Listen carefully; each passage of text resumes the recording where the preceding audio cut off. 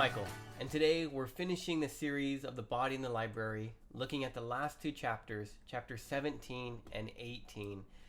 And here, all the cards get laid out on to... was able to pause that before I sneezed. Laid out on the table. It starts off with Miss Marple sharing some kind of plan with Sir Henry.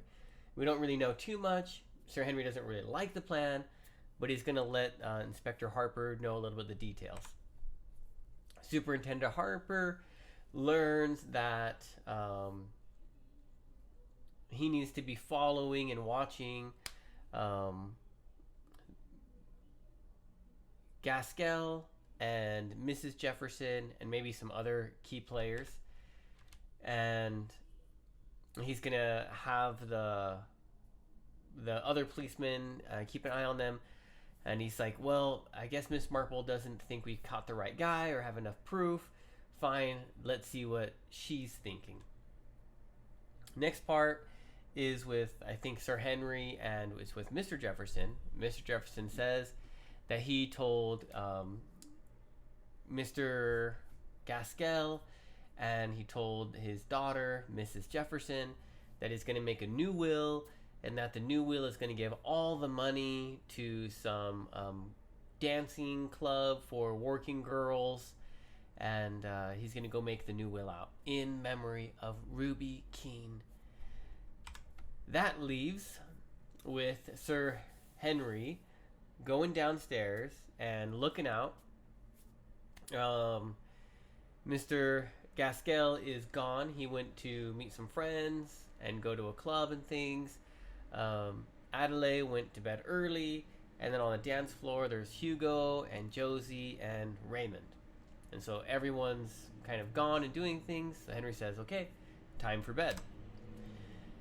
Someone is sleeping in Mr. Jefferson's room. I can guess maybe it's actually Henry, but they're sleeping and someone slowly gets into the room, and in their hand is a needle. And as this person is about ready to stick the needle in to Mr. Jefferson, supposedly sleeping, hand grabs her and grabs her other hand. Or we don't know it's a her yet, but grabs the person's hands and says, "We've got you. Enough of that now." And the murderer is caught. But we still don't know who the murderer is. So, chapter 18... finally, it's all laid out. But, man, what is it? Chapter 17 frustrated me so much. It says, an emotional voice, the voice of the law, said, "No, you don't. I want that needle."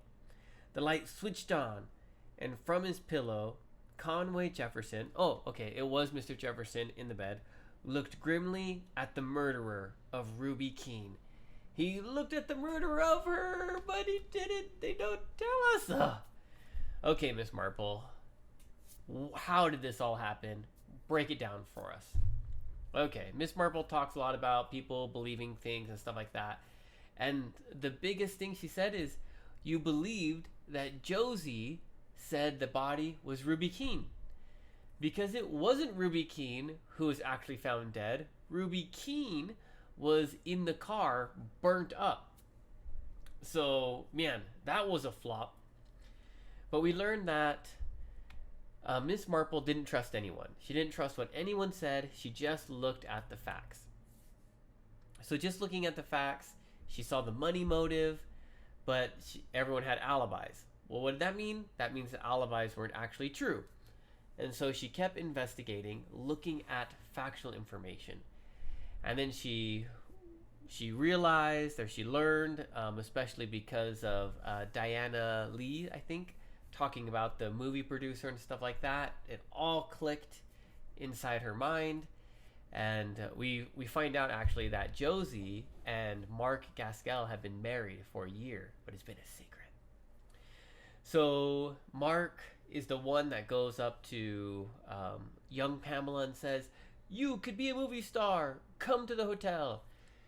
She goes to the hotel. Mark introduces her to Josie, who Josie says, "Oh, I'm a makeup artist. Come on in." She goes in and she like sticks her with some drug or covers her mouth. Oh, they said they maybe mixed it in like a club soda. So she drank it and she falls asleep.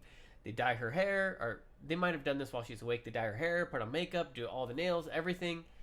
And then they take the body to Basil Blake's house, where Mark then takes a belt and kills poor Pamela, and then he leaves. Josie takes Ruby and drugs her also. Ruby stays in the room the whole night. So Josie goes up to check on her room. Josie sees her in there, kills her, and then goes back down and says, "Oh my goodness, where is she? We can't find her." And then she goes back later, kills her, or kills her at that time, takes the body in the morning or at the dark night. She steals George Bartlett's car, takes it to a quarry, pours gasoline everywhere, lights it on fire, and walks back to the hotel to be early in the morning in case someone comes. Because where is Josie? She wants everyone to see that she's worried about Josie. So, of course, the police come, pick her up, but she goes to not George Bartlett's house, who, if it had been George Bartlett, boom, he would have been the murderer, everything would have been done and deal. But because it was at the Bantry's house, that was weird. And she goes there, she sees Ruby, she still looks angry at her. Well, she looks at Pamela, okay? Still looks angrily at Pamela and says it's Ruby. And then we realize that all of that was a lie. Okay. So, Mark and Josie were looking to kill these two people so that way they can get the money, because Mark was a gambler. We also find out that Josie, this was actually all her plan. Like, she had been planning to get really close to Mr. Jefferson, and so that way maybe Mr. Jefferson wanted to give her the money. But then Ruby came, and Ruby messed up all those plans, because then Mr. Jefferson wanted to give the money to Ruby because he started to really like her. And that's everything. That's the motive. That's all the secrets. And it's all done and finished with. And Mark ends up confessing to all of this because they arrest him, and he shares everything. The last bit is a little confusing because Mrs. Jefferson goes to Mr. Jefferson and says, "I'm getting married. I'm going to marry Hugo." And he's like, "Fine. It's about time. Go get married. And by the way, I'm giving your son all my money, except for $10,000 I'll give to you." She's like, "Oh, thank you. That's so wonderful." They run off, and they're running down, and they see Raymond. And she says, "Oh, Raymond, I have some exciting news to tell you. I'm going to get married. Isn't it wonderful?" And he just smiles, and he's like, "That's fantastic. I hope you're very happy." And she runs off.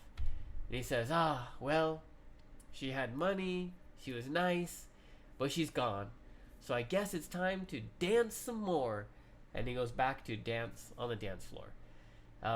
Kind of a weird end, but maybe I guess that means time just goes on and on. Life goes on. Some vocabulary. First, tread. Tread is like the footprint you leave. So there's a dancer, and his foot is really heavy, and Josie is moving her feet quickly to not get stepped on. Tread can be a pathway too, kind of. So, adenoid. In the back of your nose, there's this kind of open area that's called the adenoid, and if you have a stuffy nose, that's kind of in there. Hypodermic, this is like the needle that doctors use. It has the hole in it that you can put liquid through.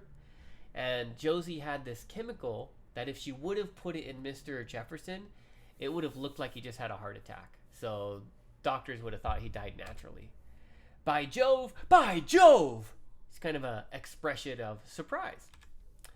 Amateurish. Amateur means beginner or starter, so beginner-ish. Miss Marple says, oh, you'll think my method's amateurish. And assiduous, which I had to look up, is just diligent. Mark was taking care of Adelaide really well, I think is what they're talking about. Intricate means complex. All this plan that Josie had was so intricate and complex that she realized Pamela bit her fingernails. This was one of the hints that Miss Marple had. Pamela bit her fingernails, and the dead girl's body had bitten fingernails, not clipped fingernails. So that didn't match in Miss Marple's mind, and that's why she kept pursuing this. And then she learned that Ruby had actually clipped her fingernails. So she knew there was a problem. And the reason that the fingernails were clipped was because Josie wanted Pamela's body and Ruby's body to match the fingernails. So it's a very intricate, complex plan that Josie had. That leaves us with our discussion question. Can you believe that Josie is the killer? Oh my goodness. The dead body wasn't even Ruby this whole time. The bodies had been flipped. Ah, I can't even believe that. My brain was exploded. I can't believe that. Did you have a hint? Did you have a guess? Did you know something like that was actually going to happen? Please let me know. And of course, please make your own discussion question. That is all the time that we have for today. But thank you so much for joining me for this episode of Book Club Preview. I'll see you soon. Bye-bye.